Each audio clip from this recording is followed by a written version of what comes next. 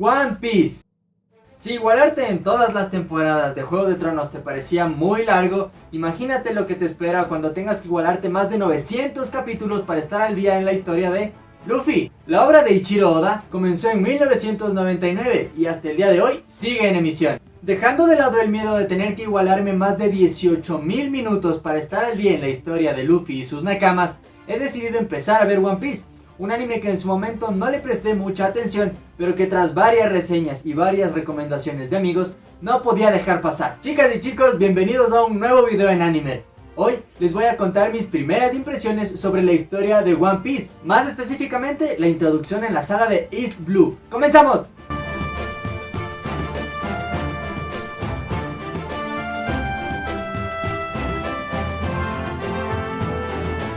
Sé lo que estás pensando.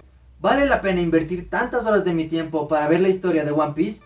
Bueno, quizás no estás pensando eso, pero en fin, ya sea que lleves algo de tiempo en el mundo del anime o apenas desembarcaste en él, nunca mejor dicho, seguramente escuchaste o leíste sobre One Piece. Quizás por alguna razón no has empezado a verla o leerla. En mi caso personal, cuando veía el anime no me gustaba la estética de sus personajes, no me gustaba que sean tan desproporcionados, me generaba un conflicto visual, pero luego pensé, ninguna obra mala va tanto tiempo en emisión, entonces hay algo de lo que me estoy perdiendo. Es como caso cerrado, la doctora Polo estuvo ahí cuando nací y seguramente estará ahí cuando me vaya de este mundo. Toda una vida en emisión. Bien, entonces hace un par de semanas empecé a ver este anime. Esta opinión la estoy haciendo hasta el inicio del arco de Dawn Creek, es decir, cuando se nos presenta a Sanji. Bien, empecemos. Voy a dividir este video en 4 partes, una por cada arco y obviamente las conclusiones. Empecemos hablando de lo que se conoce como el arco de Romance Down. Este arco apenas dura los 3 primeros capítulos. Aquí se nos hace una pequeña introducción a quienes serán nuestros protagonistas a lo largo de toda la aventura. Antes de continuar con los personajes, quiero hacer un pequeño inciso de lo que es Romance Down. Desde su época en el colegio, Eiichiro Oda siempre quiso ilustrar su propia historia. Dibujaba bocetos en sus cuadernos y cosas similares.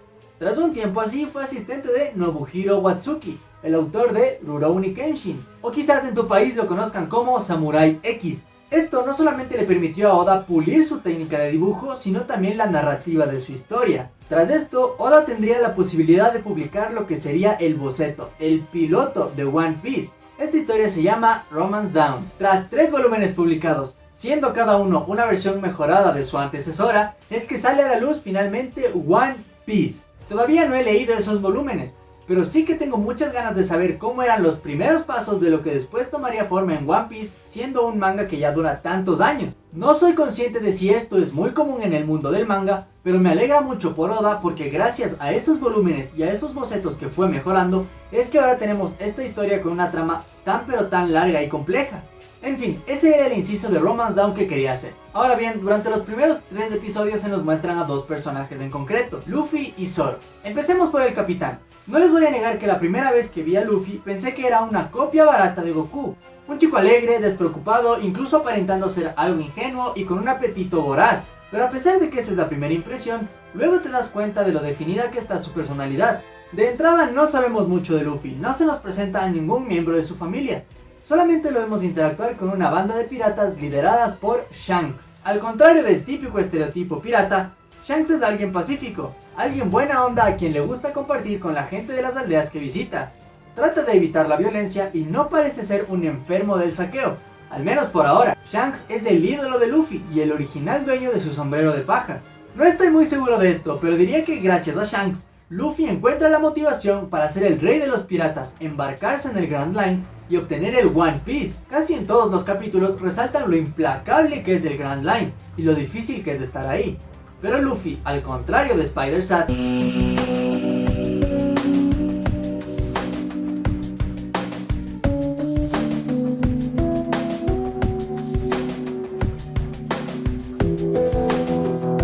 no deja de repetir que entrará en el Grand Line y se convertirá en el rey de los piratas. Para hablar de la característica principal de Luffy, tengo que hablar de un elemento que me parece muy enriquecedor para la trama de One Piece, que son las Akuma no Mi o frutas del diablo.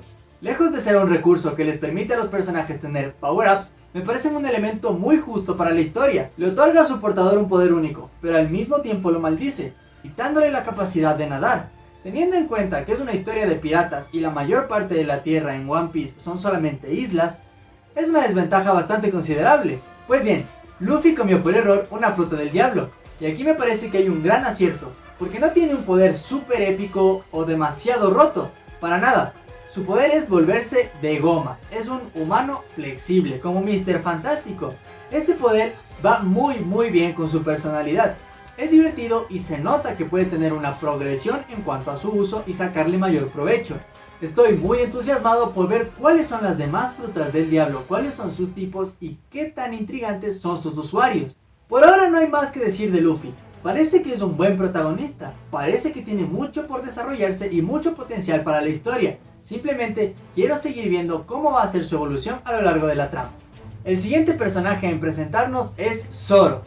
Asumo, y digo asumo porque no lo he leído ni verificado, que Zoro nace de la inspiración de Nobuhiro Watsuki, ya que como dije, Oda fue su asistente. Zoro de entrada es un personaje incluso más misterioso que Luffy. Luffy para este punto es un don nadie para el mundo. Por su parte, Zoro ya goza de cierta reputación. Se le conoce como el cazador de piratas Roronoa Zoro, o el espadachín Zoro. Bien temprano en la historia se sabe que fue engañado por la marina y será ejecutado. Cuando conocemos el porqué, nos damos cuenta de los valores que tiene Zoro, de cómo en realidad no es un criminal y que además confía bastante en su propia fuerza y orgullo. Me gusta que Zoro tenga un origen diferente, que no haya buscado ni haya sido nunca su sueño en realidad convertirse en un pirata. Simplemente siempre quiso ser el espadachín más fuerte del mundo. Pero aquí entramos en un punto que yo considero no tan positivo, sus motivaciones. Tampoco sabemos nada de la familia de Zoro todavía, pero lo que sí sabemos es que cuando era niño se presentó para retar a un dojo. Para su sorpresa, la hija del maestro del dojo era muchísimo más fuerte que él y lo superó sin problema. Aquí solo tiene una lección de humildad y se propone a superarla, por lo que ingresa en el dojo como un estudiante más. Aquí empieza la historia de la obsesión de Zoro por derrotar a Kuina. Y tras 2000 veces de perder y perder y perder y perder y perder y perder, en la vez 2001 deciden usar espadas de verdad, espadas con filo. Ya no las espadas de bambú de niños, no, ellos van a matarse. Básicamente me estás diciendo que un niño de menos de 10 años tiene acceso no a una, sino a 2 espadas con filo y reta a una chica de aproximadamente 12 años a una pelea a muerte y ella acepta así porque sí, simplemente porque quieren demostrar cuál es el más famoso. Te pregunto algo, ¿le entendiste este look? Yo tampoco. Ok, me exalté un poco. Es que simplemente no le encontré demasiada coherencia a esta parte. Y, lastimosamente, le encontré menos coherencia aún a la muerte de Kuina. Porque sí, como rasgo típico de protagonista, solo quiere cumplir la promesa que hizo cuando tenía 9 años a una chica que apenas y conocía. Ahora bien, sí que es cierto que durante todo el año que Zoro convivió en ese dojo, pudo haber llegado a tener una relación mucho más cercana con Kuina. Sin embargo, no me parece que sea una razón lo suficientemente pesada como para tener la actitud que tiene Zoro actualmente. Quizás después me arrepienta de lo que digo, porque apenas voy 20 capítulos del anime y seguramente hay mucho más desarrollo de personaje en Zoro. Quizás hay otras cosas que todavía no sé, muchas cosas sobre el pasado que tuvo con Kuina y demás. Esperemos a ver cómo avanza la historia para Zoro. No me malinterpreten, hasta ahora ambos personajes me parecen buenos, tanto Luffy como Zoro. Me parecen buenos protagonistas y con mucho potencial por desarrollar. La tercera en unirse a la tripulación de Luffy es Nami. Tremenda bandida y manipuladora se vino a conseguir Luffy como su navegante. Al inicio no sabía cómo sentirme con respecto a este personaje. Se veía misterioso, se veía intrigante. Pero no negará que Dumbledore tiene estilo. Pero tan pronto tuvo la oportunidad, utilizó a Luffy como chivo expiatorio para salvarse de sus problemas. ¿Cuántos hemos pasado por eso? El objetivo de Nami es simple: robar a los piratas. Ella no se considera una pirata como tal. De hecho, cuando se une a la tripulación de Luffy, lo hace como una alianza, pero no como que fuera parte de su tripulación. Yo aquí veo dos opciones: o terminas encariñándote con la tripulación, o en algún momento los traicionas. Lo más probable que pase es la primera. Nami es una descarada hasta cierto punto para cumplir sus objetivos, pero demuestra que tiene mucha moral. Cuando el Capitán Buggy le pide a Nami que dispare el cañón a Luffy para demostrarle su lealtad, ella se niega. A pesar de haber llevado poco tiempo en la serie, este momento fue satisfactorio para mí, porque en realidad no sabes las intenciones de Nami ni hasta dónde va a llegar para cumplir sus objetivos, y de una u otra forma Luffy ya te cae bien, entonces obviamente no quieres que le haga daño. Aquí es donde empiezas a empatizar con Nami. En lo personal, y aunque todavía faltaba tiempo para que forme la alianza con Zoro y Luffy, desde ese momento yo ya sentía que Nami era una más del grupo, una Nakama más. A lo largo de los siguientes capítulos, durante el desenlace del arco del Capitán Buggy y durante el arco del Capitán Kuro, es en realidad el personaje que más cariño le tomé.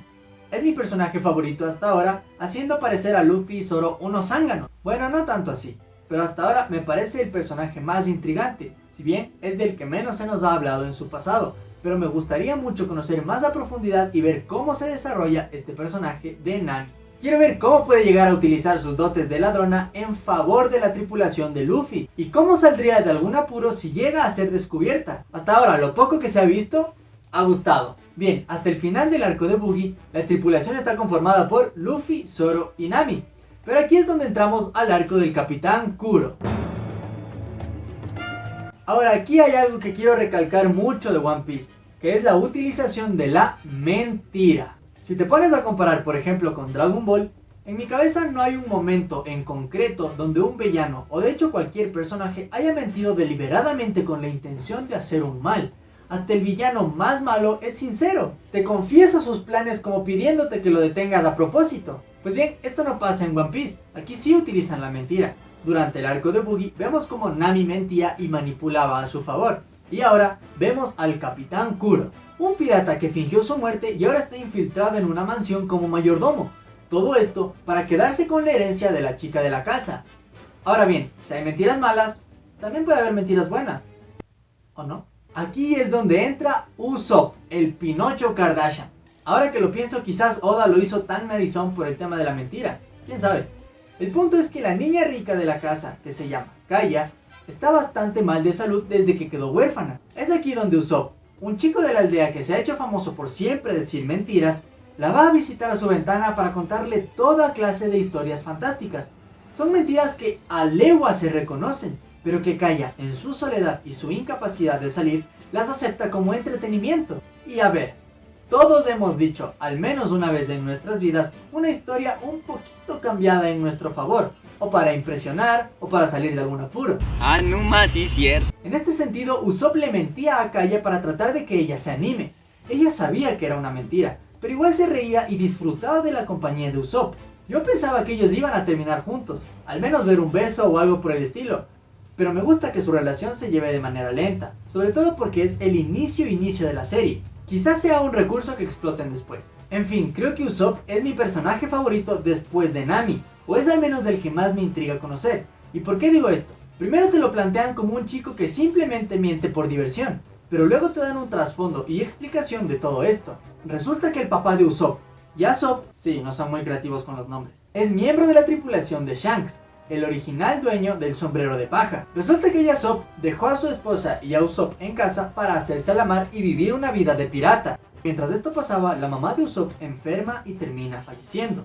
Antes de su muerte, Usopp trató de animarla fingiendo que su papá había regresado a tierra firme. De ahí que en los años siguientes y todas las mañanas, Usopp corría por la aldea diciendo que los piratas habían llegado a atacar.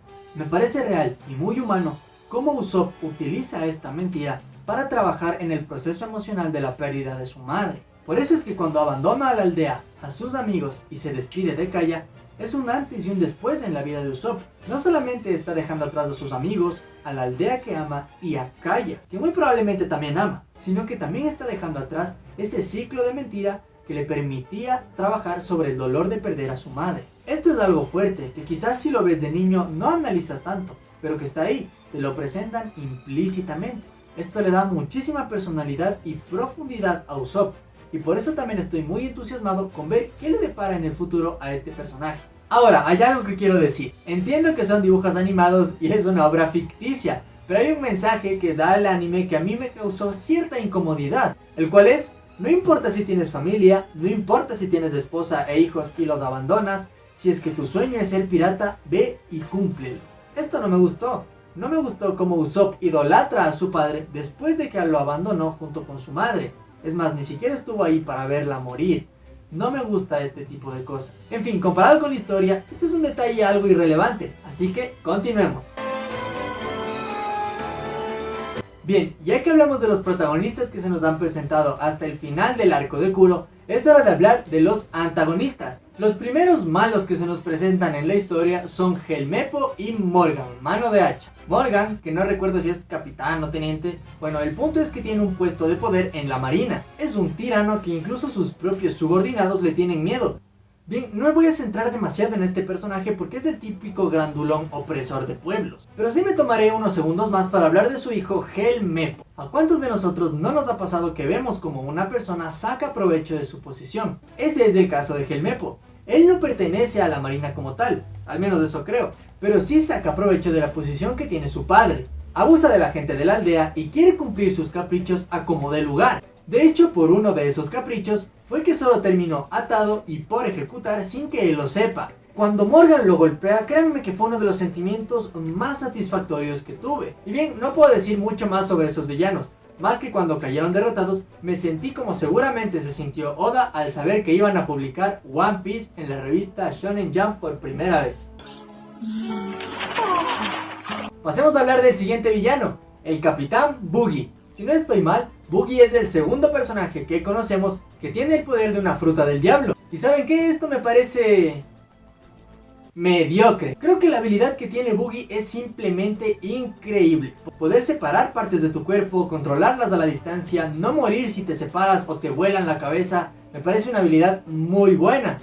Pero claro, el problema o la fortaleza no es la habilidad como tal, sino quien la usa. En este punto de la aventura, nuestros protagonistas, siendo totalmente unos principiantes comparados con otros piratas del mundo, son súper poderosos. No puedo creer cómo Buggy, con tremenda habilidad que tiene, puede perder contra Luffy tan fácilmente. Porque sí, considero que fue una pelea relativamente fácil para Luffy, contando incluso que Luffy no debe tener la misma experiencia en batalla ni como pirata que Buggy.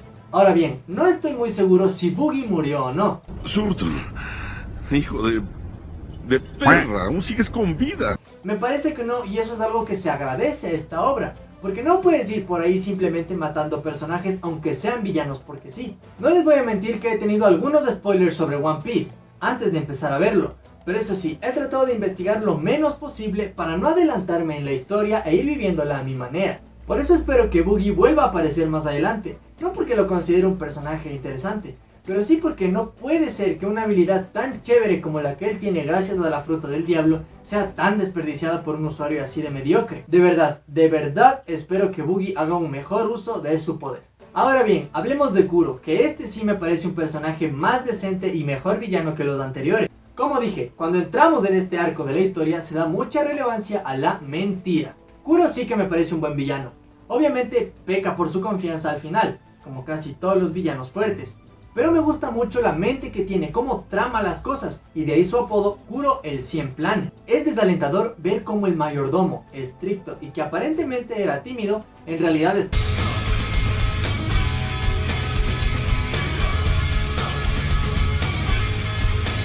Y más allá de cómo apuñala a Merry, que en realidad no me causó demasiada incomodidad, lo que sí es triste es ver cómo manipula a Kaya y cómo se pasa sus sentimientos por los huevos. Cuando parece que en algún momento su conciencia abre una luz, abre una posibilidad para que él recapacite, se arrepienta o al menos reconsidere dejar las cosas así y simplemente irse, no. Kuro abraza su lado más oscuro y cruel para demostrarnos que él es un verdadero villano, sin remordimientos hacia Kaya. Y claro, lo que te duele es ver cómo ella se rompe mentalmente, porque encima de todo esto, trató mal a Usopp para defender a Kuro, entonces imagínate la culpa que tiene esa muchacha. Paréntesis, para algún momento debo hacer un video de los personajes de anime que se parecen a personajes de la vida real, porque obviamente Django es Michael Jackson, es que es explícito y me parece muy divertido. Continuemos. Imagínense si Kuro tuviera la fruta del diablo que tiene Buggy. No quiero ser un hater de Buggy, pero en serio, man, qué mediocre personaje para utilizar su poder. Kuro, tomando en cuenta que estuvo 3 años sin ser pirata y que no posee ninguna habilidad sobrehumana, le da una pelea memorable a Luffy, lo lastima de verdad. Destruye psicológicamente a Usopp y a Kaya, y lo peor de todo es que disfruta de todo esto. En lo poco que ha aparecido me parece un buen villano, el mejor de One Piece hasta ahora. Bien, les dije que empecé el arco de Don Krieg, pero me parece demasiado pronto como para dar una opinión sobre este villano, por lo que simplemente voy a decir que parece que va a ser en realidad importante para el desarrollo y para la inclusión de Sanji como Nakama de Luffy. No soy un fan de One Piece porque apenas hace un par de semanas empecé a seguir la historia, pero no les voy a negar que tengo mucho hype por ver cómo se sigue desarrollando la trama y todos los personajes. Eso quizás le reste algo de objetividad a mi opinión, pero en fin, creo que los personajes se han ido desarrollando de forma correcta hasta este momento. No es demasiado apresurado ni demasiado lento. Todavía no sabemos sus motivaciones al 100%, y mucho menos su pasado, su familia, qué es lo que los hizo volverse a como son actualmente, y en fin, muchos más detalles que conforman toda la personalidad y las aristas que puede llegar a tener un personaje. De lo que me han dicho, One Piece es de personajes complejos. Aparentemente, cualquier pequeño detalle no está ahí porque sí o por una cosa del azar. Tiene un significado detrás. Eso es lo que me gusta y obviamente es lo que más genera hype en mí para seguir la historia. Algo que quizás sí puedo poner como punto negativo hasta esta parte donde estoy en la historia, que como les digo, es el inicio del arco de Don Krieg, es que hasta el momento todos hablan de lo peligroso que es el Grand Line, pero todavía no se lo muestra de forma tangible. Digo, si fuera tan seria la cosa, al menos recalcarían mucho más la peligrosidad del Grand Line y de lo que implica la travesía de Luffy, o al menos este quisiera volverse más fuerte para ir ahí. Simplemente piensa que ya, en su estatus actual, puede conseguirlo, y eso a mí me hace pensar que le resta muchísimo realismo a la peligrosidad que quieren plasmar sobre el Grand Line. No quiero dejar de mencionar a la Marina. Esta organización me intriga muchísimo. Hasta hemos visto a dos personajes, por un lado Morgan, mano de hacha, y por el otro Full Body. Es cierto que Full Body fue mediocre en el Baratie, y Morgan no es precisamente el tirano mejor construido en la historia del anime, pero estoy seguro de que esta organización tiene muchos más personajes que van a aportar muchísimo a la trama, no solamente por el hecho de perseguir a nuestros protagonistas si son piratas, pero también desarrollando buenas historias en paralelo a los que tienen Luffy y compañía. Ahora dímelo en los comentarios, ¿estás dispuesto a embarcarte por primera vez en el East Blue? ¿Estás dispuesto a navegar más de 18.000 minutos para llegar al punto actual de la historia en el anime? Mejor empezar cuanto antes. Deja tu me gusta y suscríbete en el botón de aquí abajo. Comparte este video con tus demás nakamas para que cada vez seamos más los miembros de esta comunidad anime. Conmigo será hasta el próximo video.